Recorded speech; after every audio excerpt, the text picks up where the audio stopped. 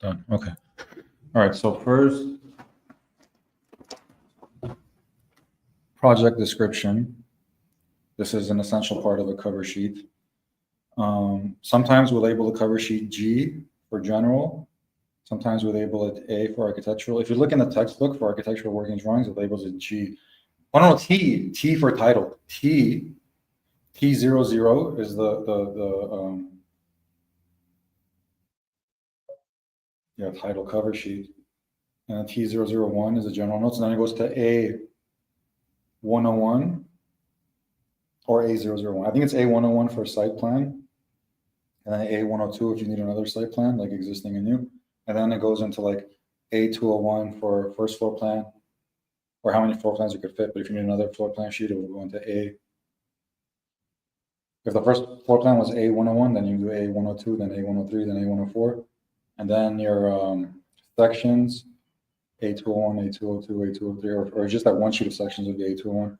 And then elevations, A301, and then details, A401, roughly. So on our cover sheet, we need a project description that has the scope of work. For example, new. So if you're doing as-builts, you would put in parentheses E, existing, 9-story apartment building documented, etc. If you're doing a new construction, in parentheses, you put new 10-unit apartment building with 10-unit 3-story apartment building with subterranean parking, etc. Underneath, we would do the relevant zoning code. So what zone is it? This one's an R3 zone. And then we would put in our setbacks, front setback, rear setback. Oh, rear setback also, which is the same as the front setback. Front setback, rear setback, whatever that was, 15. It should be measured off the drawing. Height limit, exemptions, and the relevant building code, which it has an occupancy group, which is kind of similar to the zoning, but it's slightly different. So the building code is international. Actually, we have an international building code that all the states adopt. So we have the California Building Code here in California that guides our building methodology, our construction types, our mandatory egress, etc. But the zoning comes from the zoning code, which is per city. So Glendale has its own zoning code, Burbank has its own zoning code, LA DBS, City of LA has its own zoning code, LA County has its own zoning code, but the building code is the same. So on our cover sheet, we have a slot for relevant zoning code, and we have a slot for relevant building code info. Oh yeah.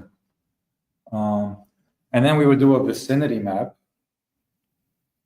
and we would put sometimes the actually the site plan we wouldn't put on the cover sheet, but we do a vicinity map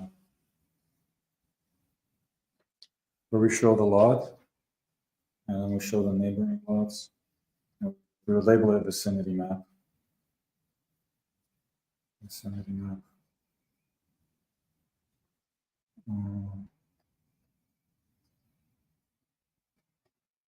We show the street.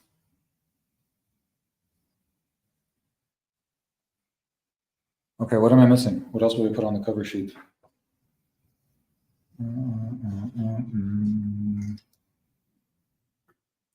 Description. Oh, we could diagram the we could put some diagrams here. Space planning diagram. Usually, in the professional world, we stack the floor plan. So the first floor plan we show is in the order you would build it, would be the subterranean parking. And the second floor plan we would show would be the first floor. Third floor plan we would show would be the second floor. Fourth floor plan we would show would be the third floor. Fifth floor plan we would show would be the roof plan. So we stack our floor plans in the order that they're built in construction. So if we were doing a space plan diagram, maybe first we would do a section.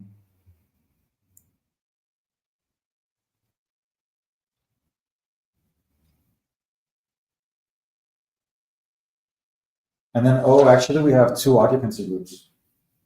So occupancy group, the R2 would describe here the above ground residential units.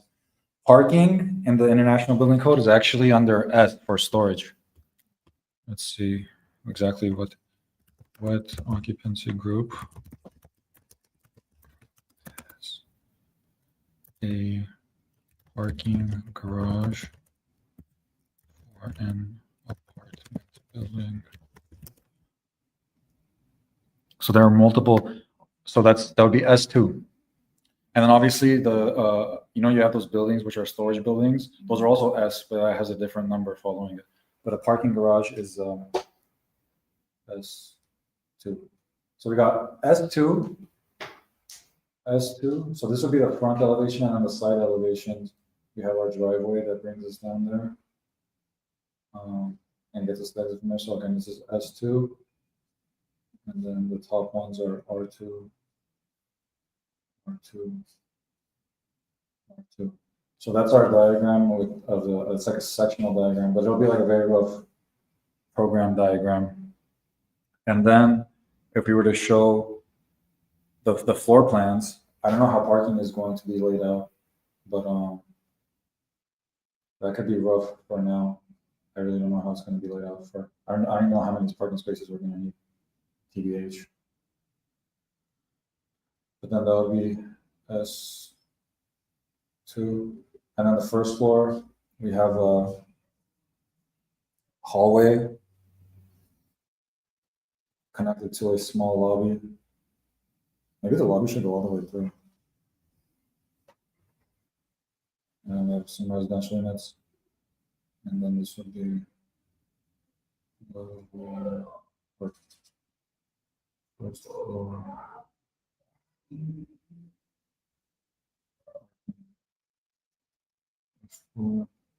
Second floor, third floor. This could be very diagrammatic, like a hatch. Oh, you could hatch, like if you make a closed set of curves in environment, you type hatch, and so you could hatch that. And then then we need different hatch for core. Second floor.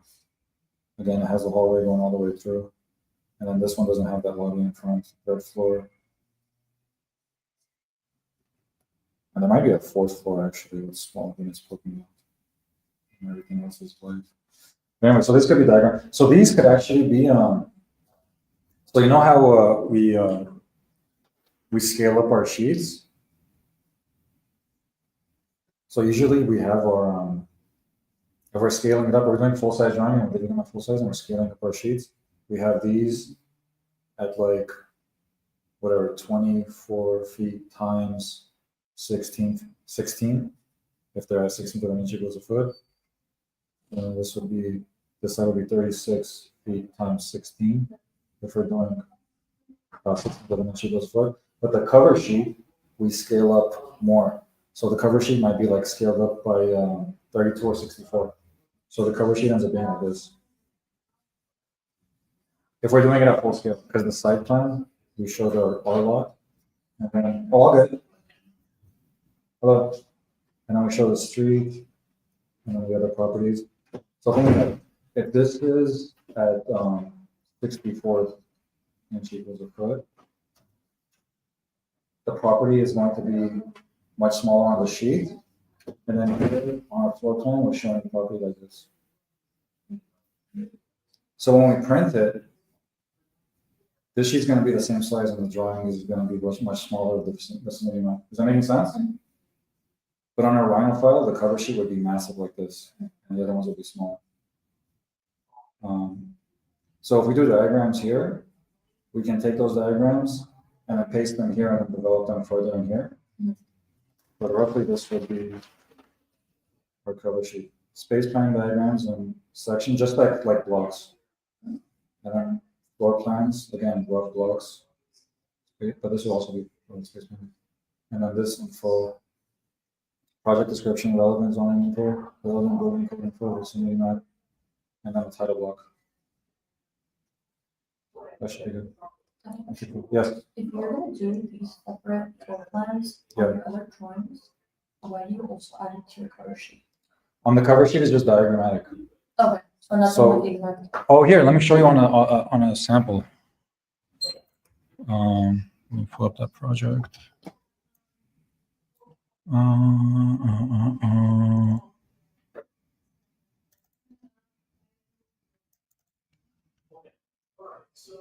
We have samples, folks.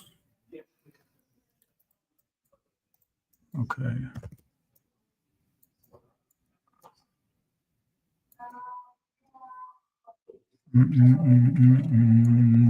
All right.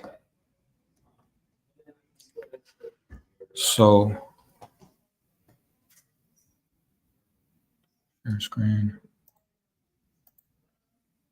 Share entire screen. This one.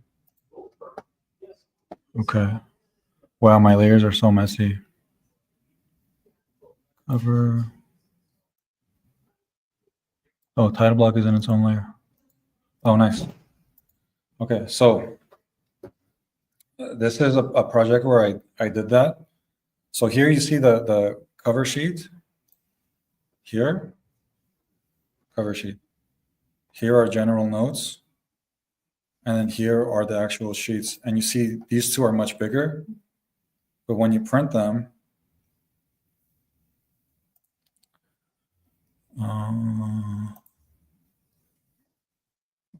this here.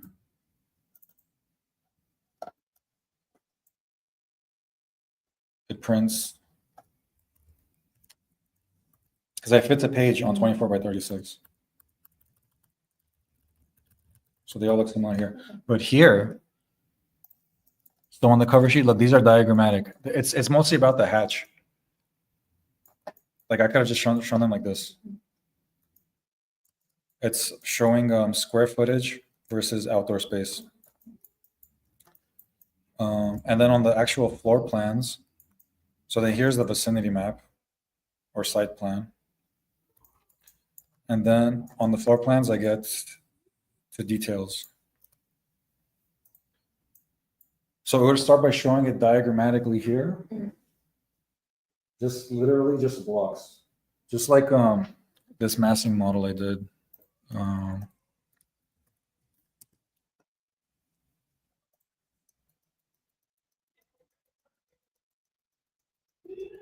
Like this isn't like this. Like it's just basically just blocks for the spaces, not showing anything architectural. So that would be yeah. So we would just show that this is R3 above ground. Those are, sorry, R3 is per the zoning code. And these diagrams are showing per the building code. So it's R2 above ground. Everything up here is R2. And then the subterranean parking is S2. And then, the ground line is important.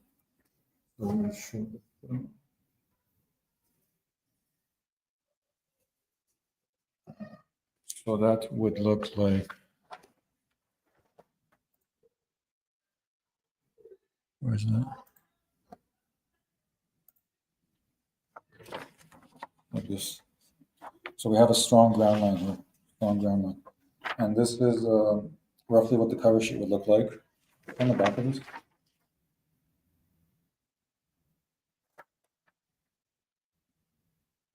Oh, how the sheet's looking right now. The cover sheet large and the other one smaller, even though when we print them all, they're all going to be the same size. So architecture is different from the other the other art forms. Is different from painting, different from sculpture, different from music, because in architecture we have ground. And the ground line is a given. So we always show a thick, heavy ground line.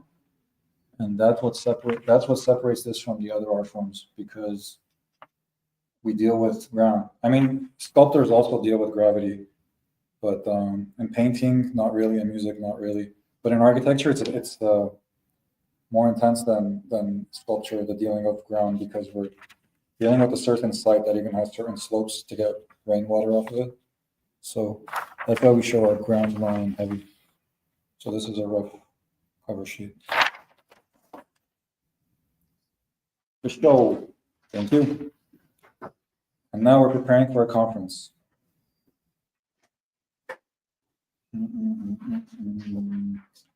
So let's share the screen again. Bam, bam, bam.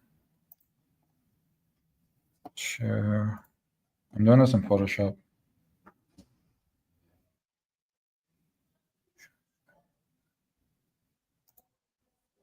All right.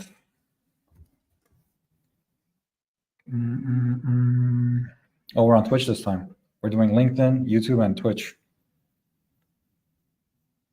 Not Facebook this time.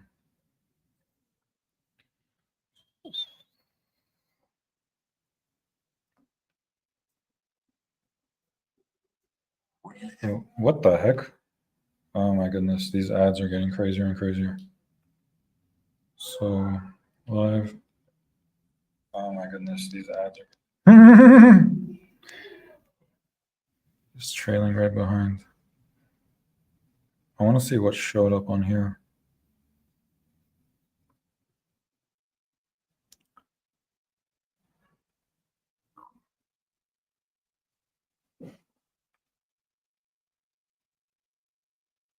All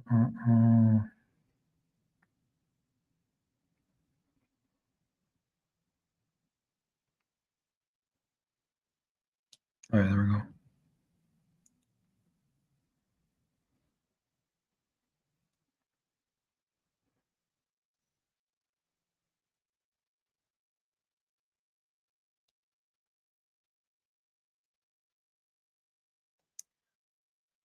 Pause it right.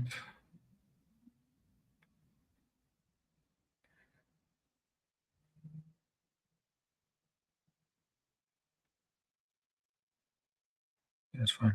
All right. We're working on this conference. Oh, that's a thumbnail. Close. I don't need to say changes to this thumbnail. I need to save this. All right. Now, that was the photo I just took for the thumbnail. I'm using sketches from my sketchbook for the conference. And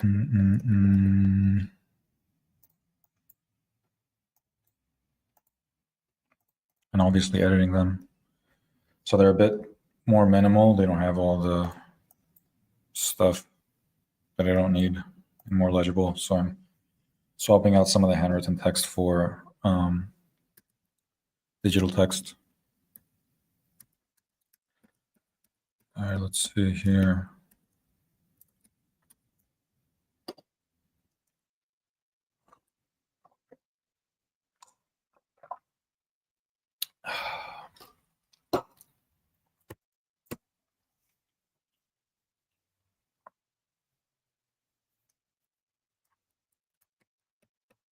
Starting off with, so it's going to be 25 slides.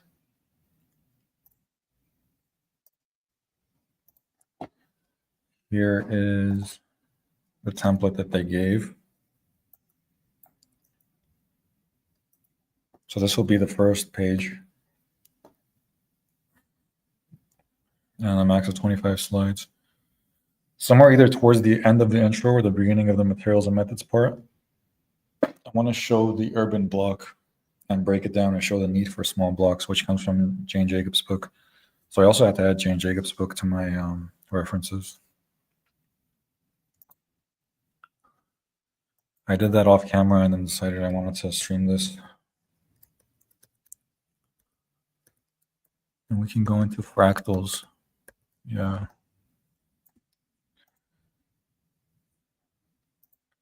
Conference folder.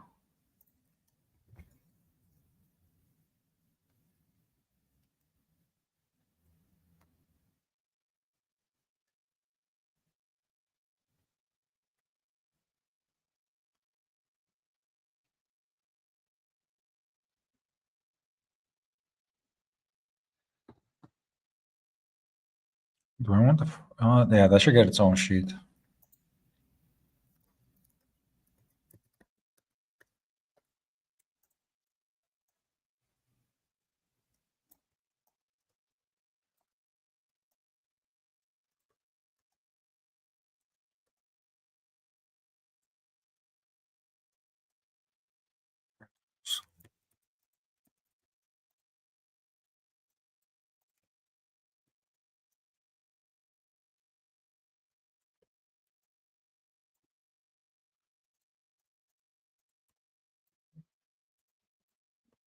Select color range.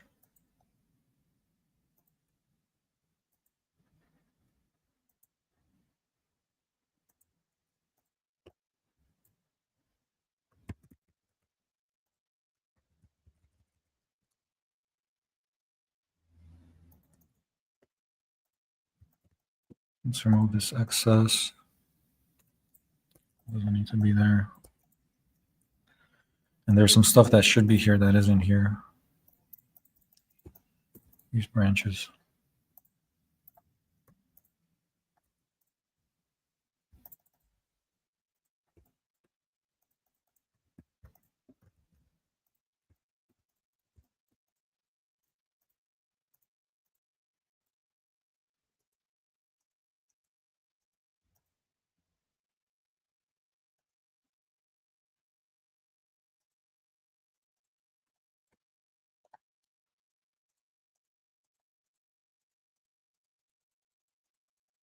Hmm.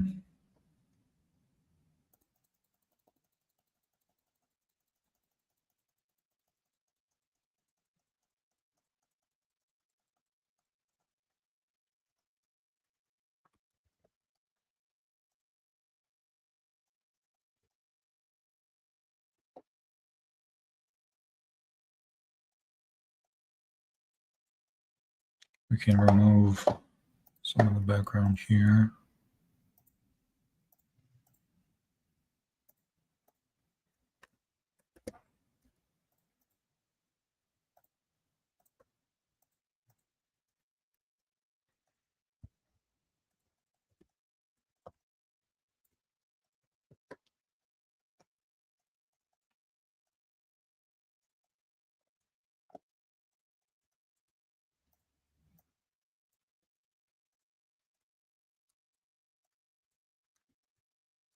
So this explains the scaling necessary for a fractal and the infinite nature of it, being able to zoom in infinitely or zoom out infinitely. But the basic grid, which does have the infinite scaling, is not a fractal because it lacks the necessary complexity.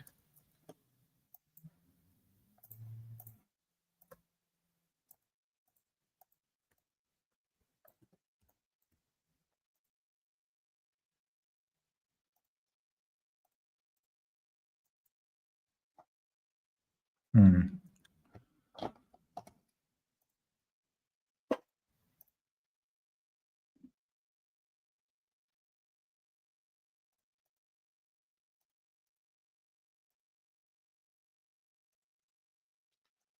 I want to get some of this in here. I'm just going to make it much lighter.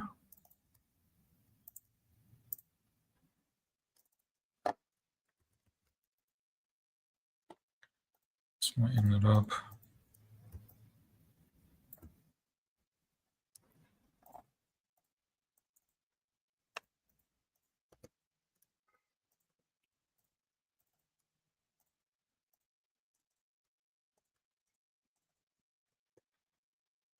Right, you start getting the infinite nature of the fractal.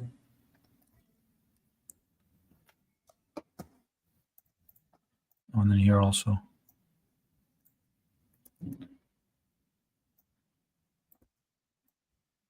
The infinite nature and the complexity. The reason a lot of contemporary architecture is not fractal and a lot of traditional architecture is traditional architecture stands on thousands of years of history. In contemporary architecture, you're reinventing the wheel and going as far as you could get in one lifetime. But when you're doing something traditional, you're standing on thousands of years of what's been done. You're not just limited to 100 years of a lifetime. And we already have the orders. We already have the way we stack them. We have Western classical, we have Eastern classical, and we can take one and expand upon it. I mean, we can't really expand upon it in a meaningful way to change it, but we can make it our own in a way and redesign the orders and redesign the articulation, and have a tremendously rich piece of architecture where you have a Doric order communicating with the Corinthian order. that has an ionic order in the mix, and they have a certain dynamic, and you can design the orders for your project and give it a fractal nature, because you have a 3-story building like I'm showing here, and the columns have a base and a shaft and a capital, and then you have an entablature, and then you have another set of columns and another entablature. So each column has a top, middle, and bottom, and the overall building has a top, middle, and bottom. And then you zoom into the capital, and the Corinthian capital has a top, middle, and bottom, and it's so ornate that the top of the capital has a top, middle, and bottom. It's insane. It's an insane fractal.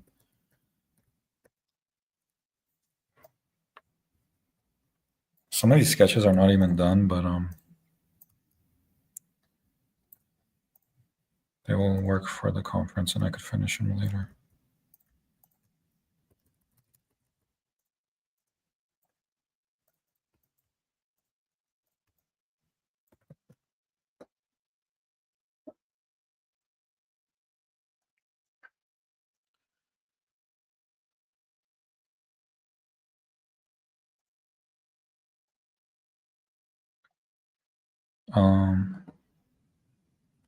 The numbering of the pages will have to change.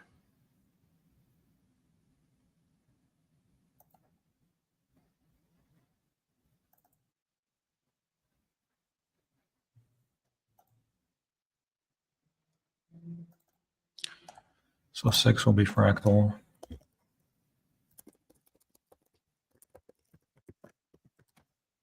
This is my rough idea of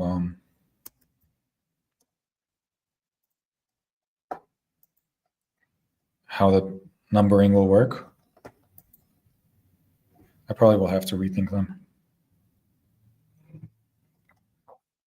And I've got a paper I'm working on that's going to tie into this and help me flesh out the order of the slides. And it's directly related to the podcast.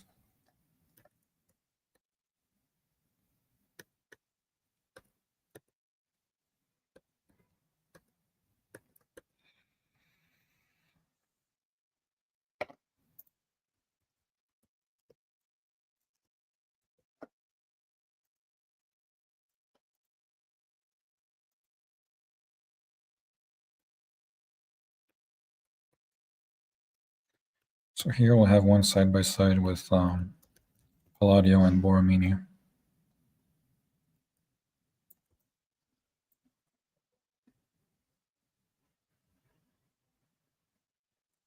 Much text.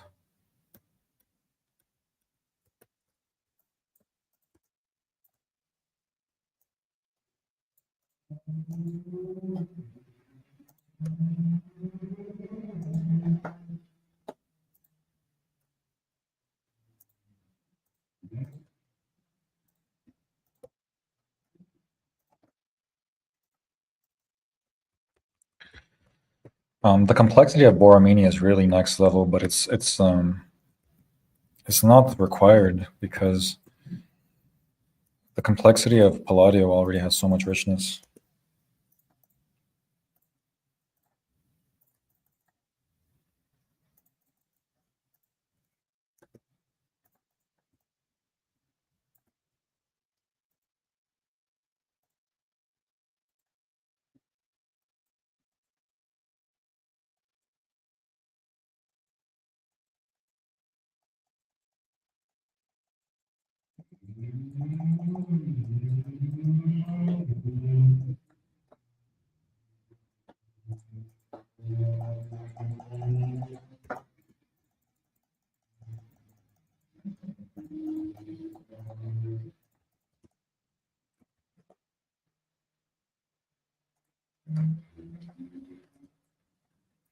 Palladio and Borromini.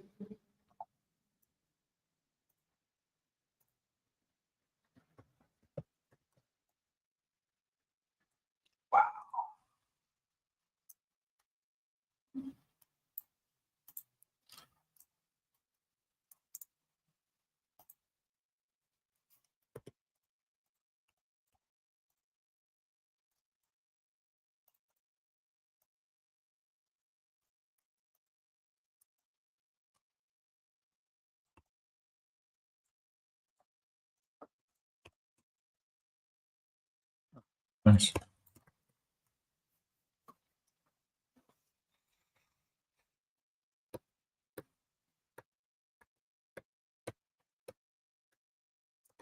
So this is when we start getting to Eastern Classical.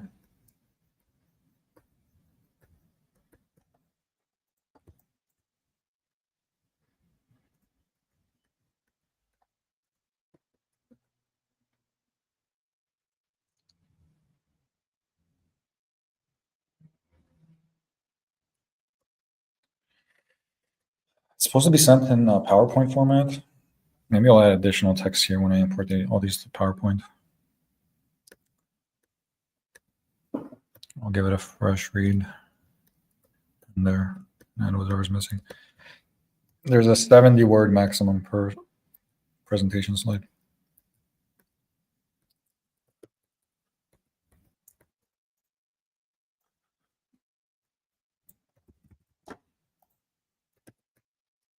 Here.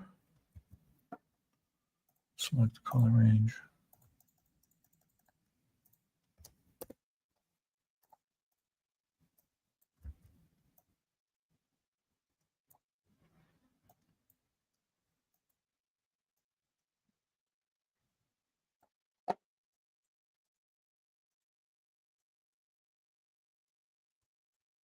Is this page the same size as no, let me make sure this is the right size.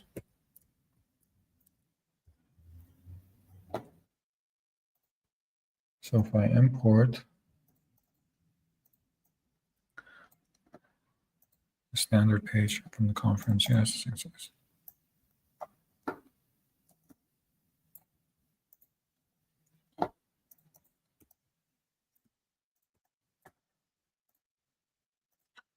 We are good.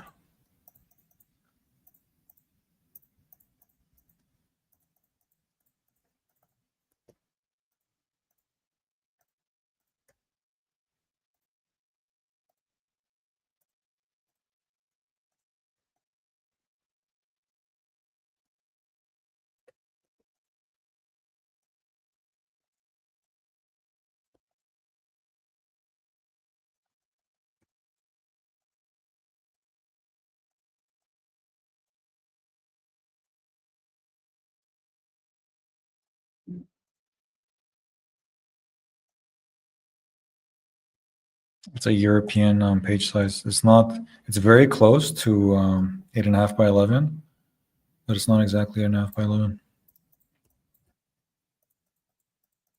So it's not our letter size. It's, I don't know what the actual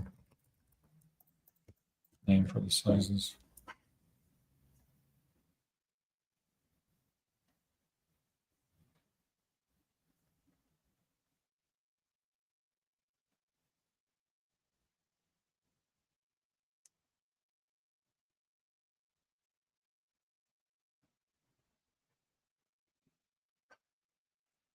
Save it.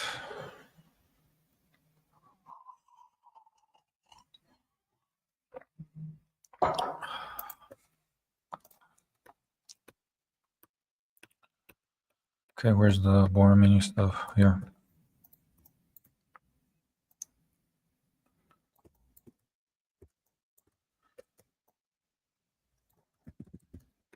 Oh my god. Select color range. Borromini's architecture is freaking insane.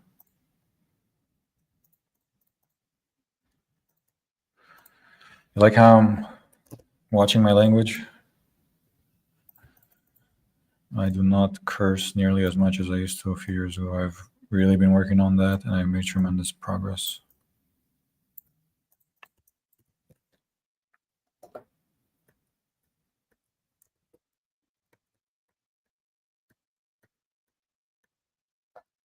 Let's get the famous Borromini ceiling too.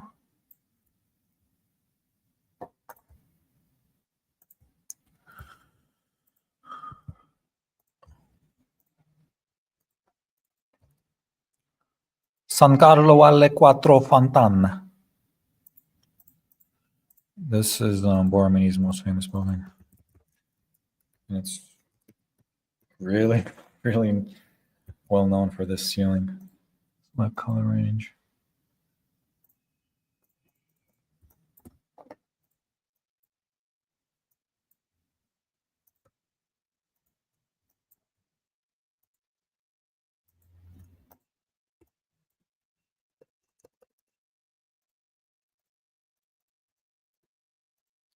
This look like it stands alone.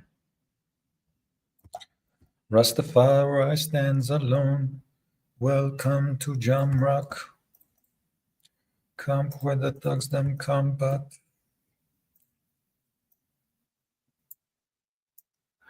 It's in your backpack, your knapsack, it in your knapsack. Some wine and notice. On the beach with a few club sodas, bedtime stories. Oh, like to check notice.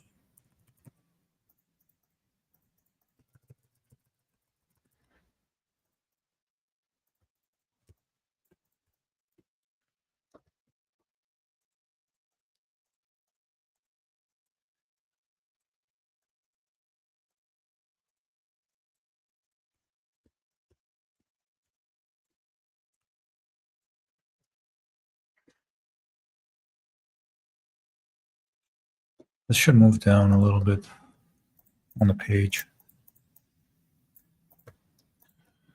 because I might have text at the top.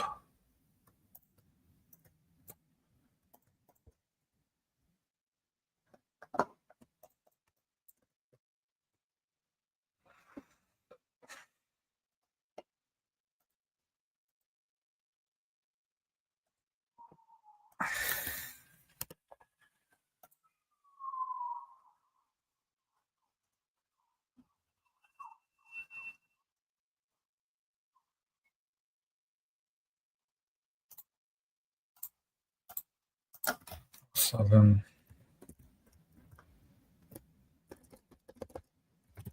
Audio and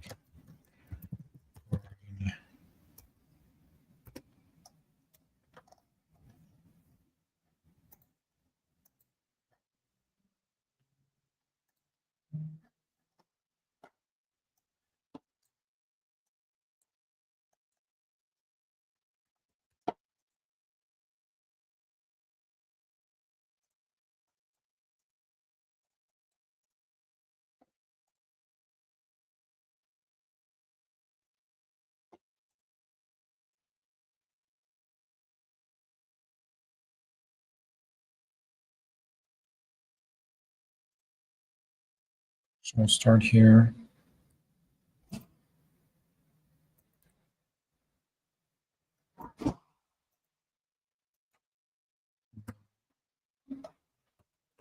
Yeah, this text is a bit overpowering.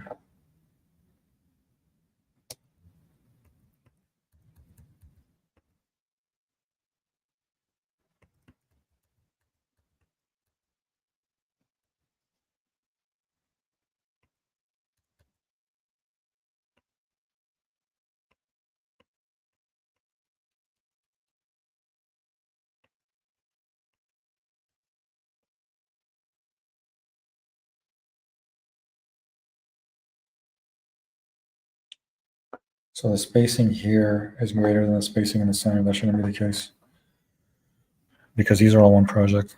So the spacing between the projects needs to be greater than the spacing within the same project.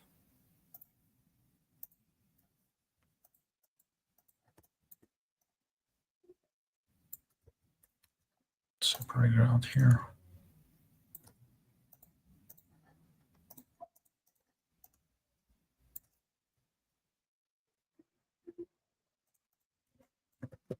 Yeah.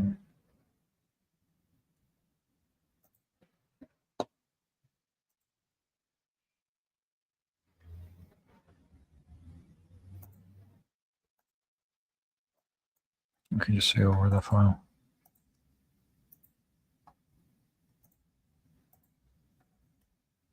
I want to fix the text over there. That was too overpowering.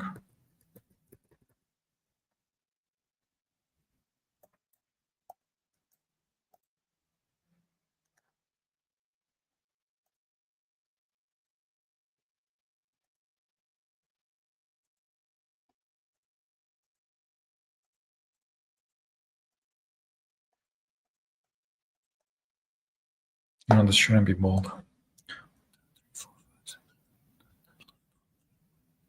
Yeah, we're fine on the 70 word count.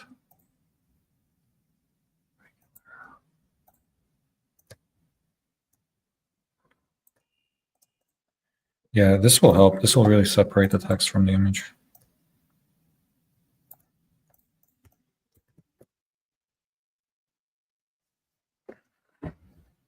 Looks much better already.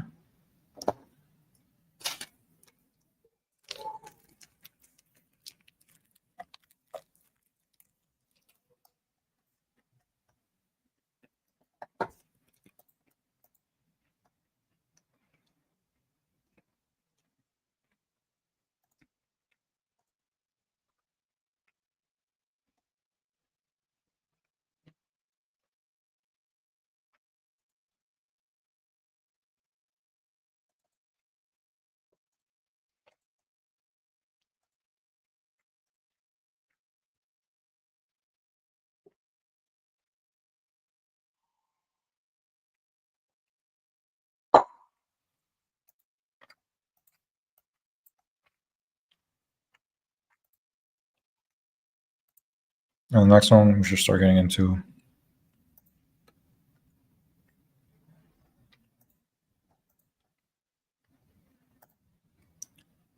Eastern Classical.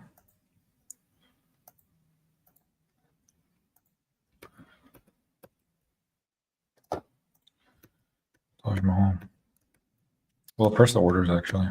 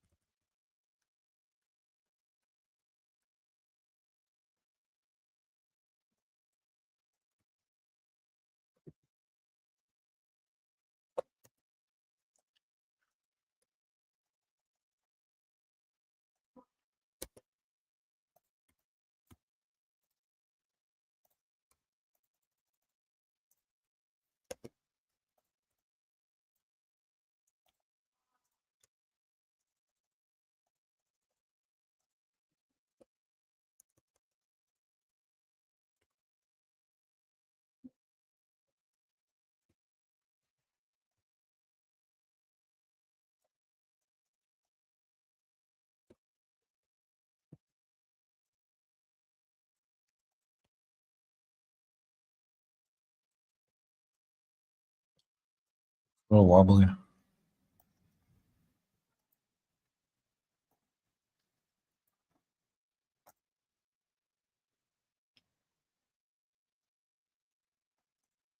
I should separate out the two spreads they photographed because they might need to work differently from each other. Warp.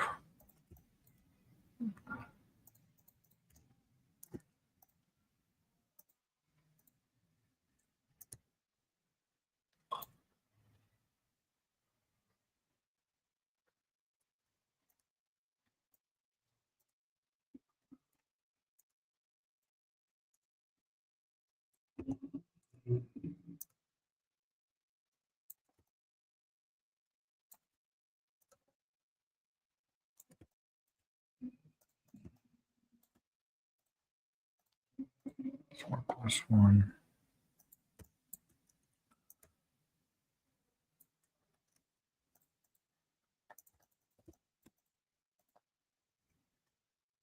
You can see the crease on the page.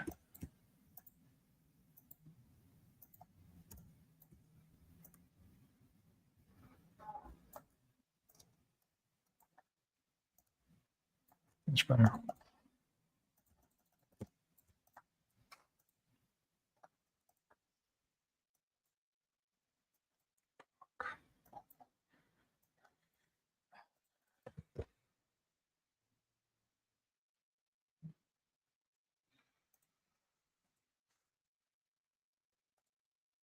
Save PDF.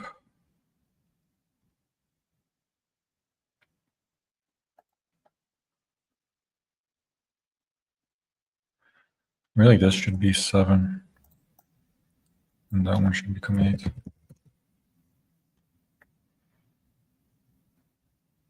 Oh no, this should be 8.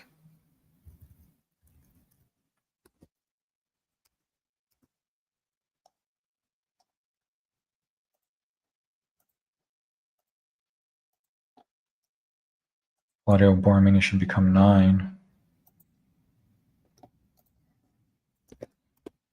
And then the elevation of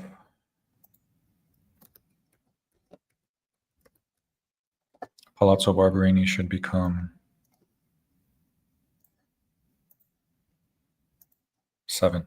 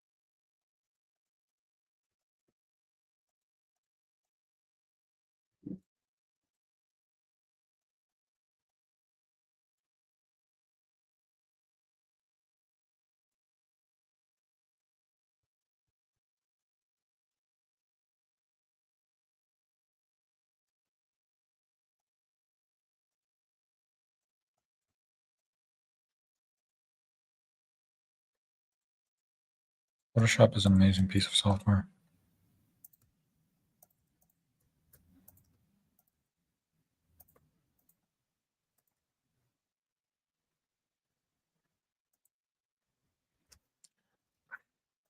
Should I just leave the whole thing? Maybe I should just lighten the lower layer and delete this little distracting element.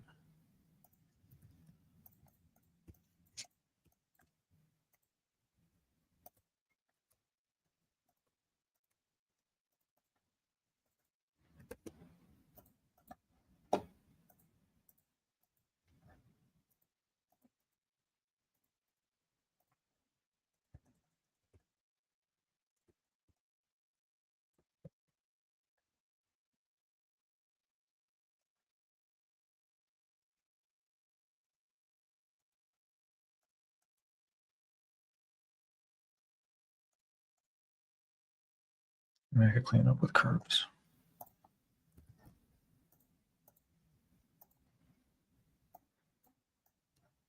Yeah, I can.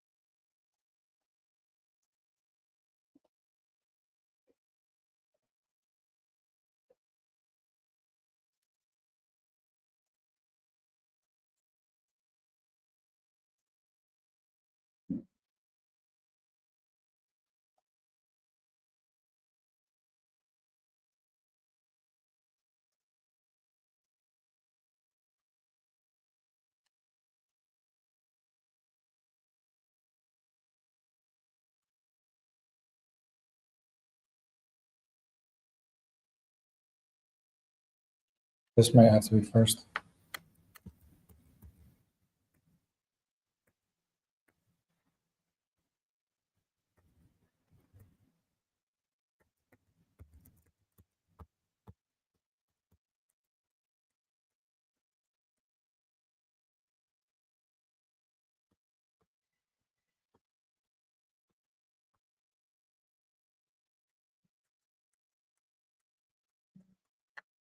I put the Eastern Classical in there.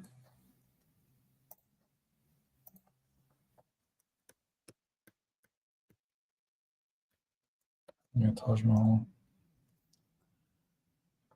And we'll put Paris Opera in there also.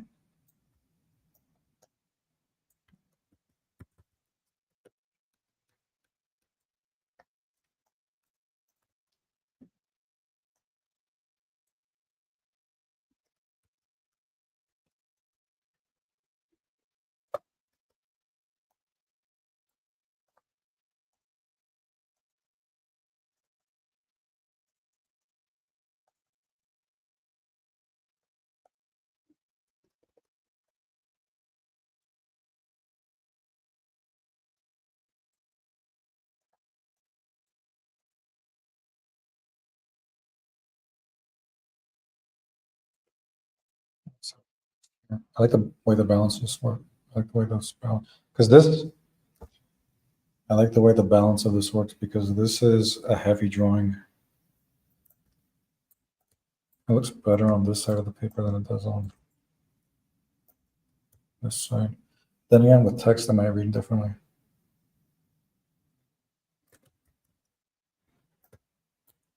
Should it be centered?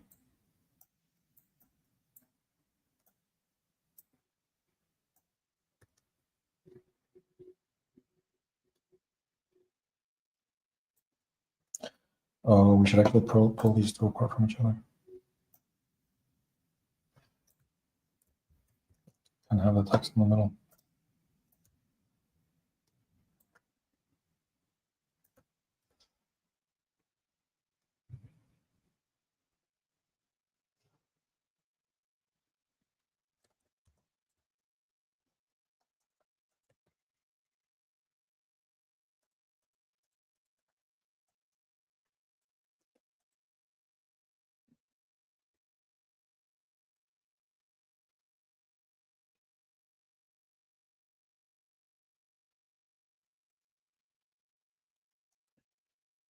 And then I want to zoom into this next slide.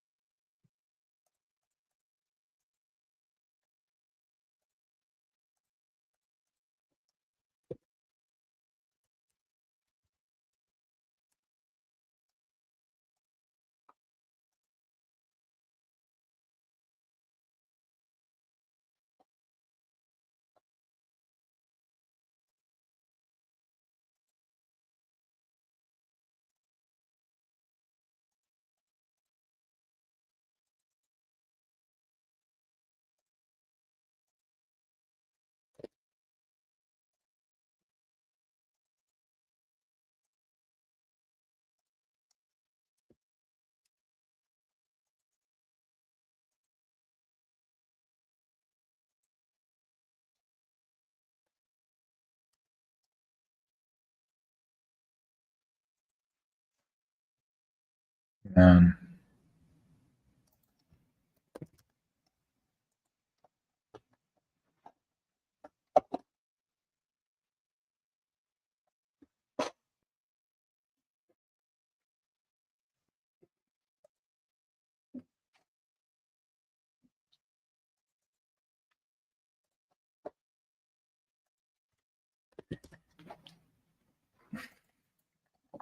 I think the small blocks thing might have to come later because it's kind of a separate issue from the architectural issue.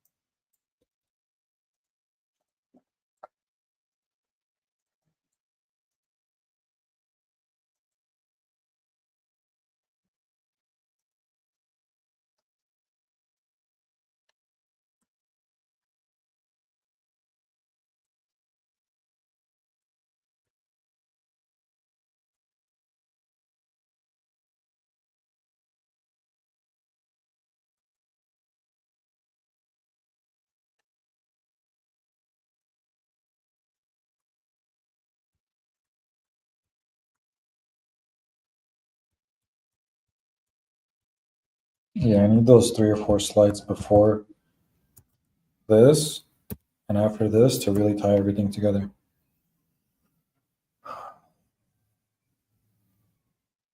Probably going to put a screenshot of one of Ann Sussman's eye tracking studies and credit her.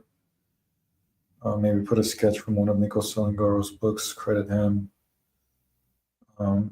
Maybe put a scan of the 9 square grid page of Nir Boris's book and credit him. So yeah, those are going to be those 3 pages before this slide and after this slide.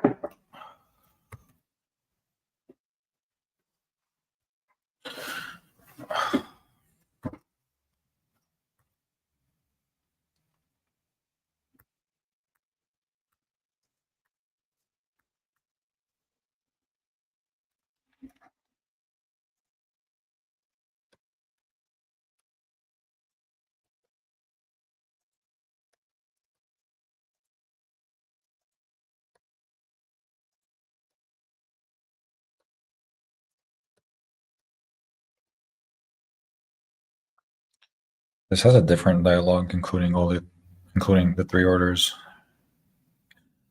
It has a different dialogue than the one that Palazzo Barberini has, than the one that the Colosseum has, because they're not stacked vertically. They have a horizontal relationship.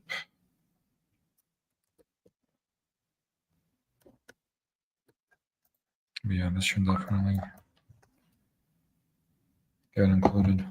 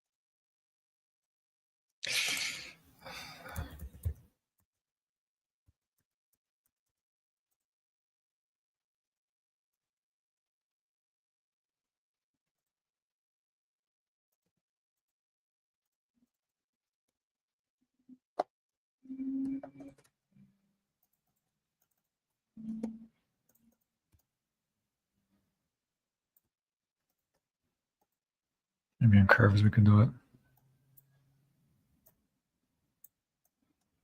Yeah, it's not bad.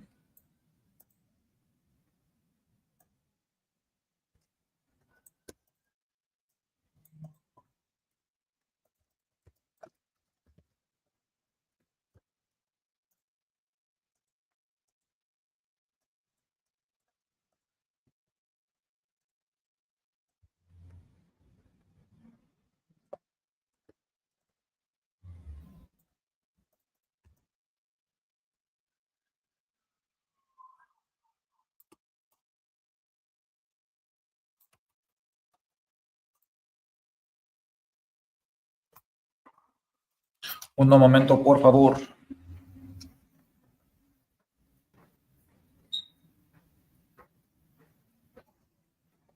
Oh.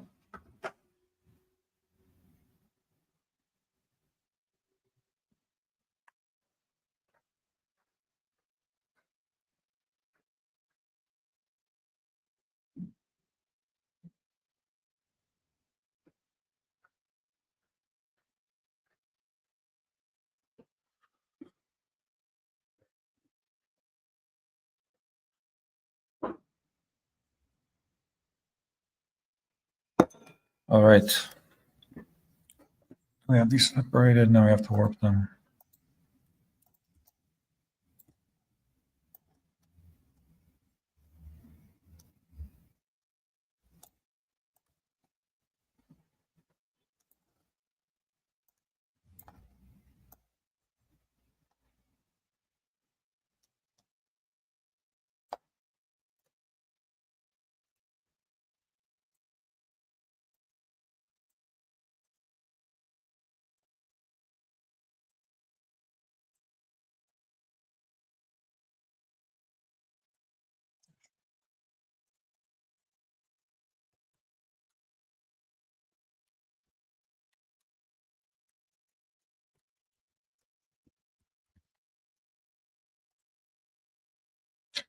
Temple of Apollo Epicurus at Basai.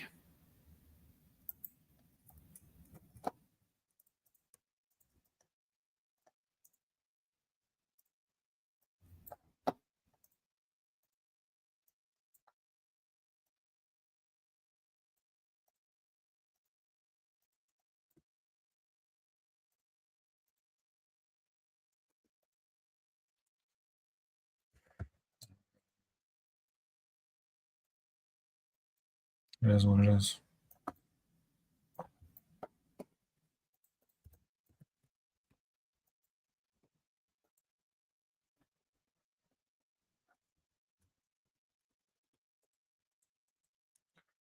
Maybe we can get the background color to reflect this color, and then it'll be less distracting.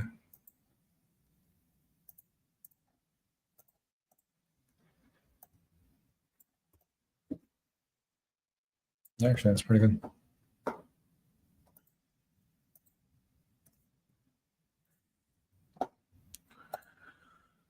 Why am I such a freaking perfectionist? What is wrong with me?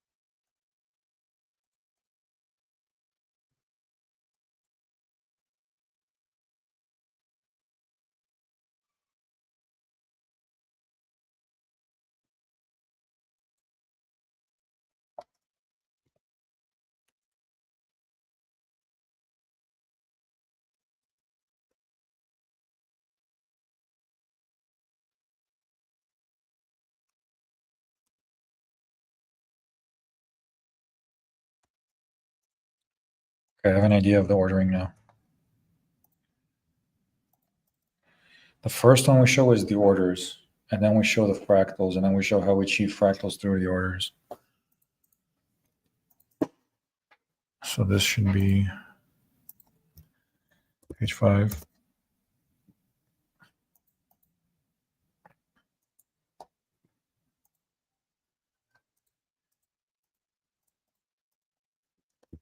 Page 6.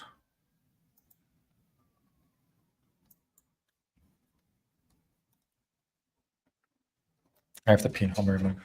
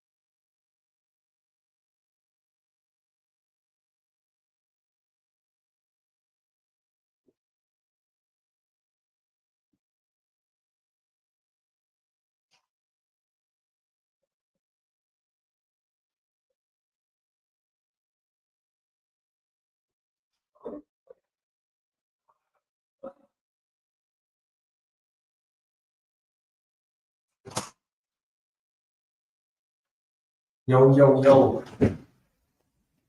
Oh my goodness. All right, let's see what this looks like.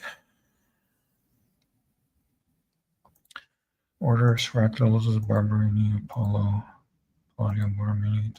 Is that right?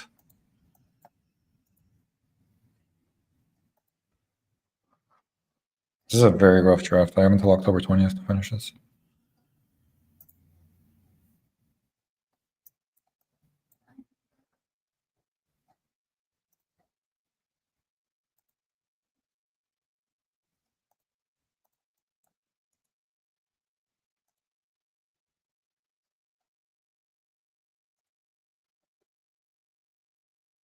So we're going to start with this, and then we're going to show some scans from books about what Slayer's 10 local communities are desiring, and then we're going to go into this history, explain fractals.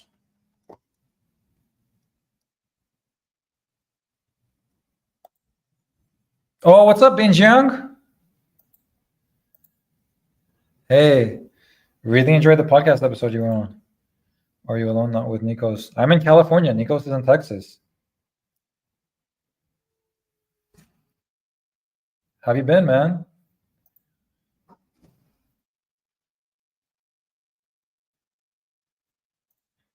Jai Shoshama. Jai Shoshama.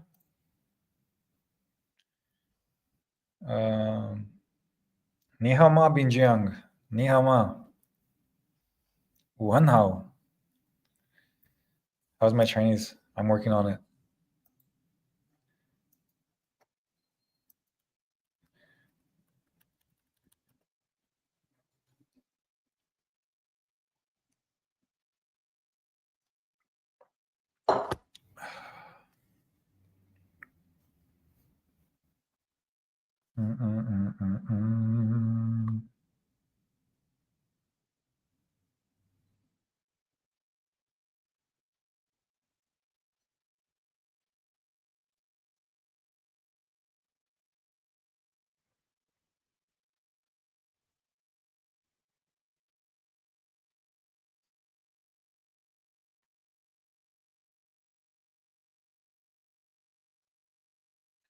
Halfway through the week, yo.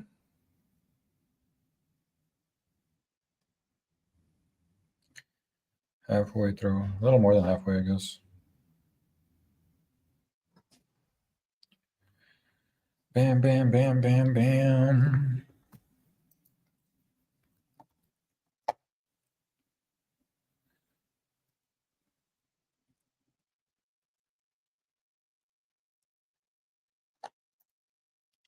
It's an architecture and urban design conference, and it's gonna be in Vienna. Maybe if I get on Wi-Fi, I'll live stream. We'll see.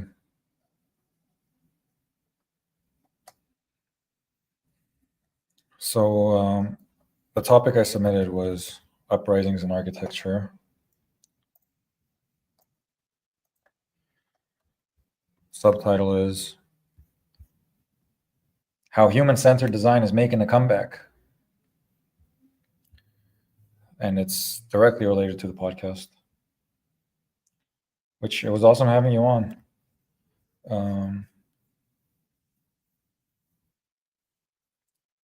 Should I send you the link? We're gonna do one tomorrow. In how many hours is that? Let's see. 10 a.m. Pacific Standard Time to Beijing. Oh, it's gonna be 1 a.m. Never mind.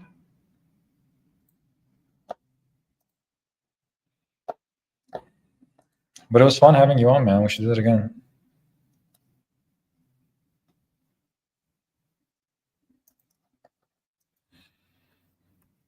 Thank you, sir. Sure.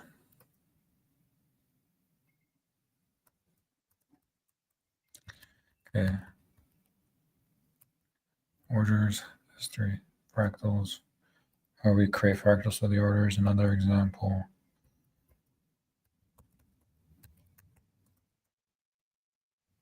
The need for small blocks. Oh, I wanted to do one with the Paris Opera achieving.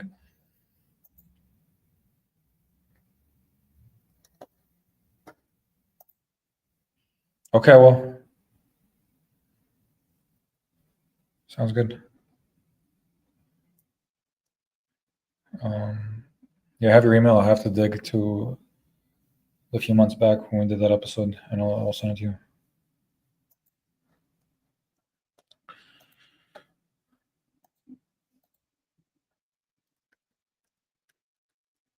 Here, I want to include this.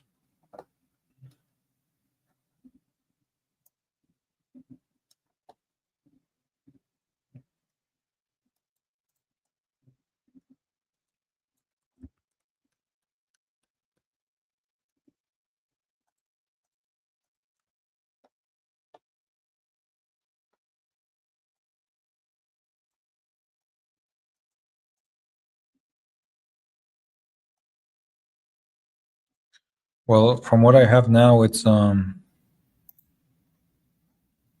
HCA.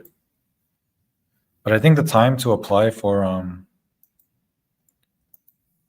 presentation is expired. But it's ICA.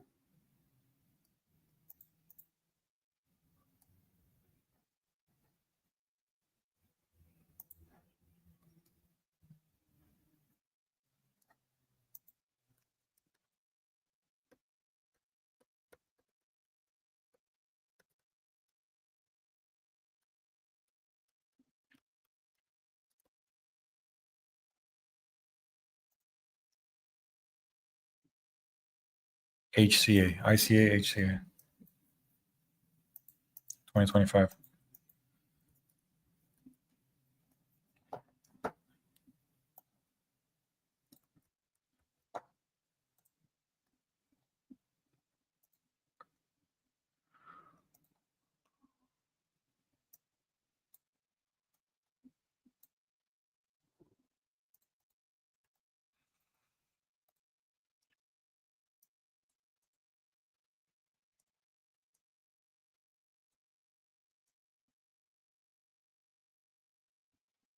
This page is fine.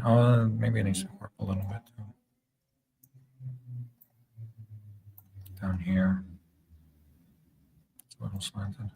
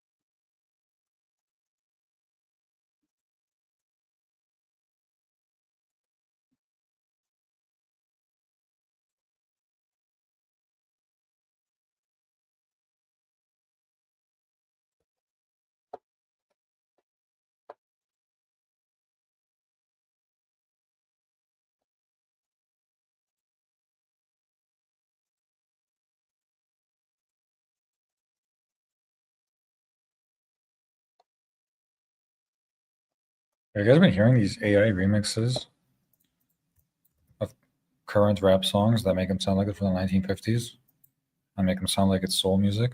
Some of it is really fire.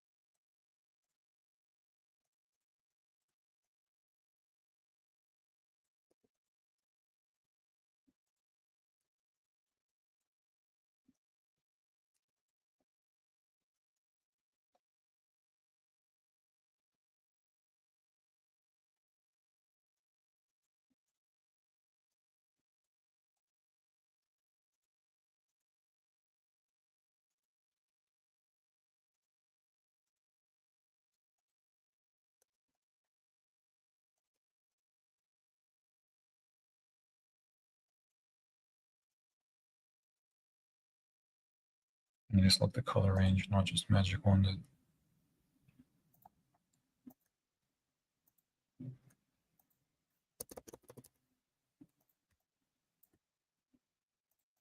Your turn.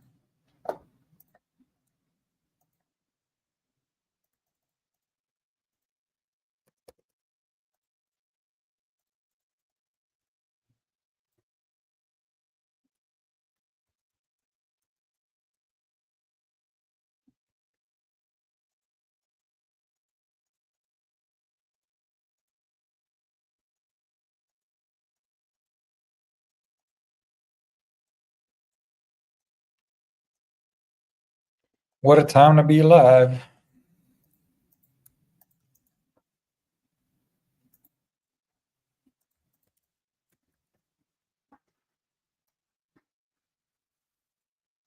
I had rotated this to work with my sketchbook size, but here I can rotate it the correct way. It's this way.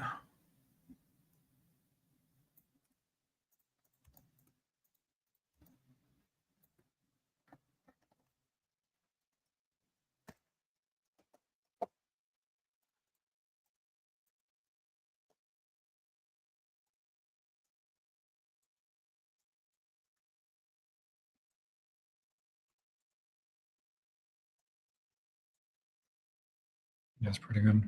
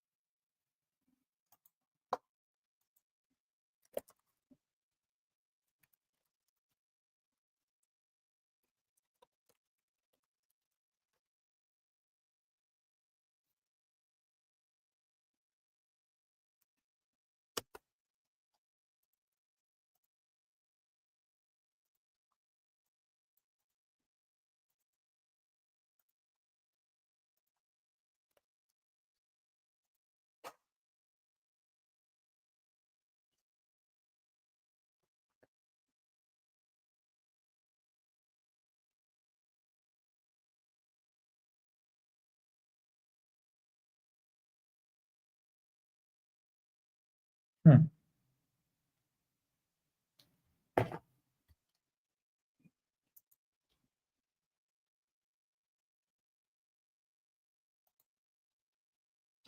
I have part of a spread on one of the Buddhist stupas. I should include that also, I think.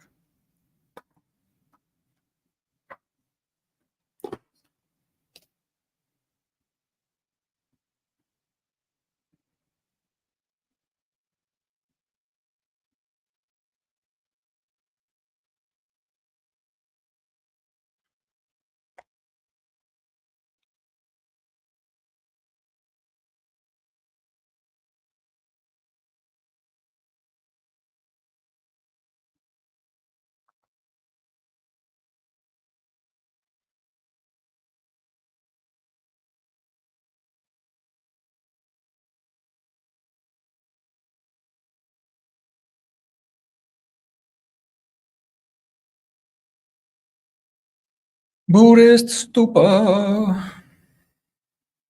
This is supposedly the one that Buddha's remains are actually in.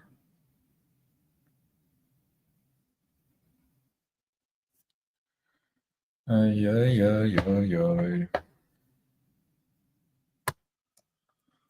All right, now I need to download that from my emails. I was in a private window. Here.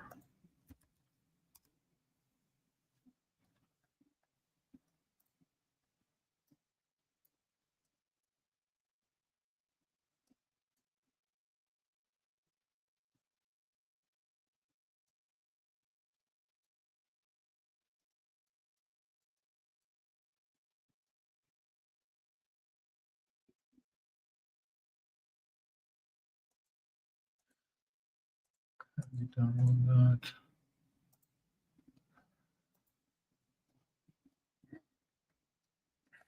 Yo, what's up, man?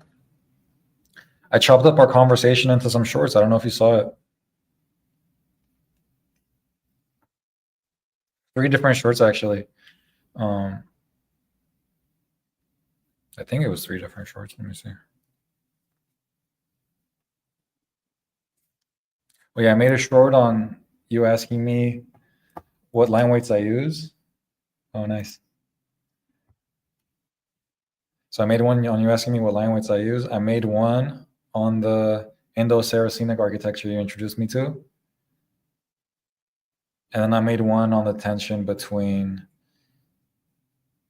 India and Pakistan.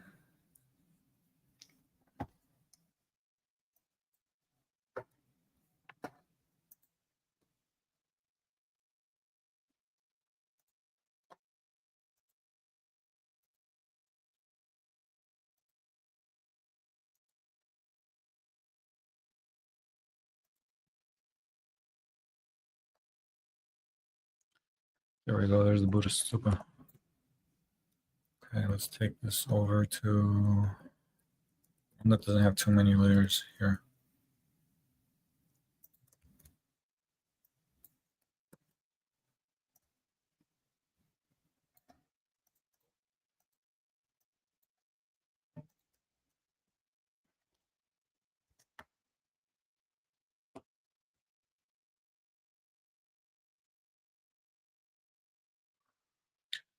Volsky.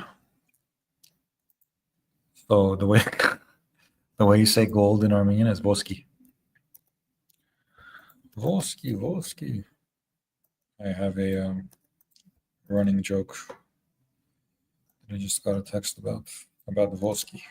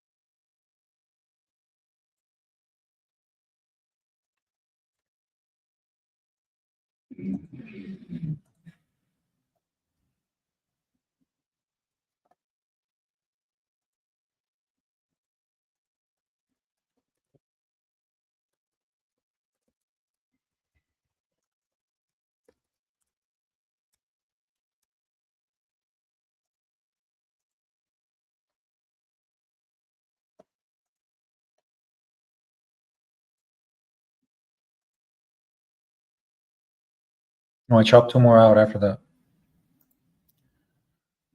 I'm preparing for a conference that I'm going to go to in a month. Oh yeah, this is Sanchi Stupa. No way, nice. Yeah, that's exactly the one I'm sketching.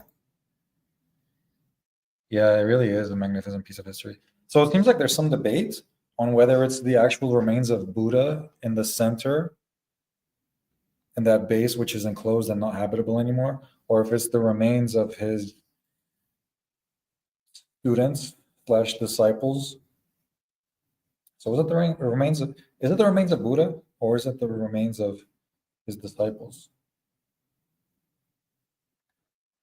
I'm not sure, but this is supposedly the one that either he's buried at or some of his remains are at. Or this one is supposed to contain the essence of Buddha at the center, even though there are many stupas all around the world. There are many Buddhist stupas. There are many Buddhist stupas all around the world. This is the one that's known for having his remains, Sanchi Stupa, as you mentioned.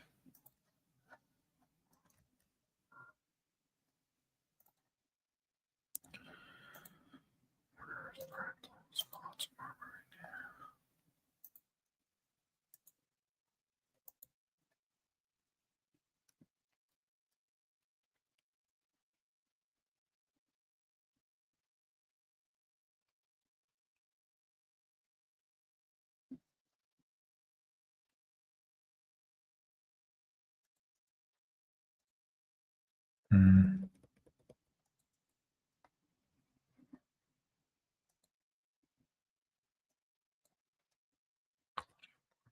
Let's go to Paris Opera. Then let's go to Taj Mahal.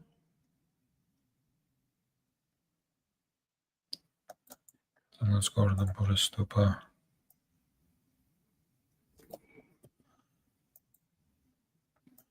And the small blocks.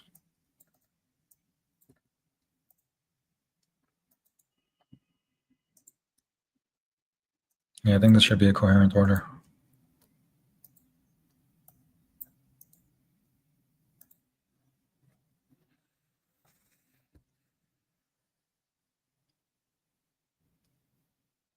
So this is the first slide currently, and this would be the fifth slide, right? Okay, so slides 2, 3, and 4 will be introductory.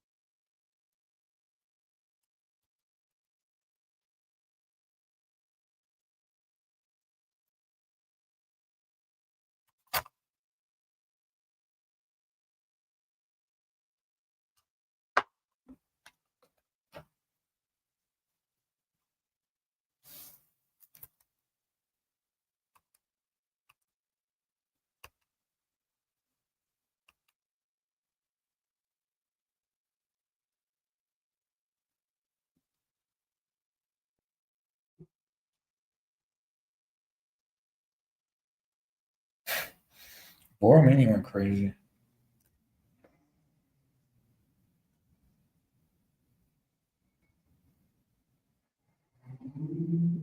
Palladio is much more digestible.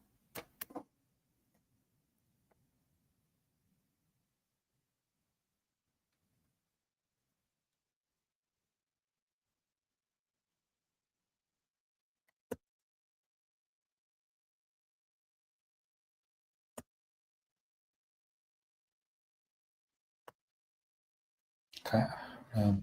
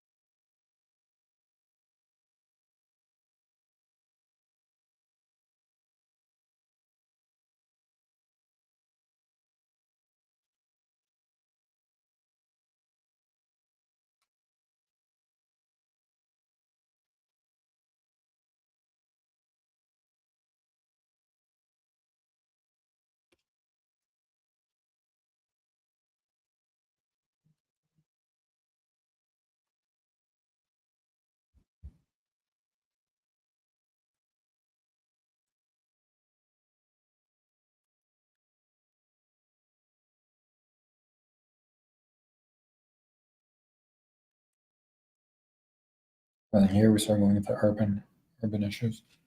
Do I have sketches of more urban scale stuff, or is it just this one?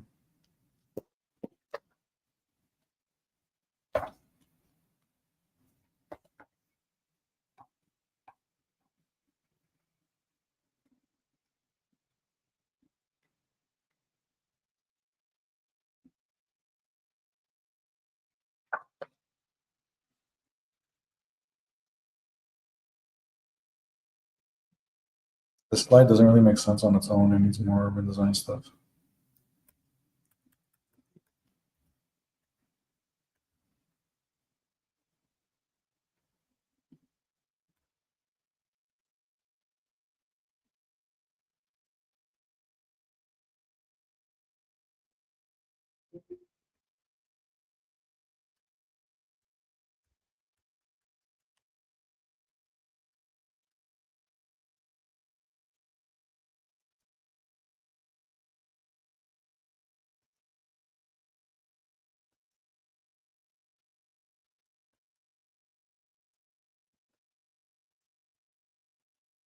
All right, I need some time to reflect on this, think about it, and come to it later.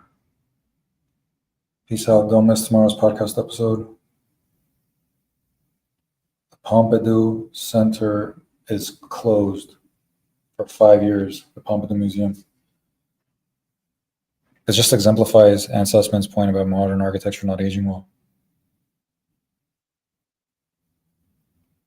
So I sent an email to the group today about it. I was comparing the Pompidou with the Paris Pantheon. Pablo had a good point about using the Louvre building instead of the Paris Pantheon, because the Paris Pantheon has had some problems and closures of its own, even though it's not to the scale of this Pompidou closure. But yeah, the issues with steel versus stone. Anyways, don't miss it. Peace, love, positivity. Catch you all later.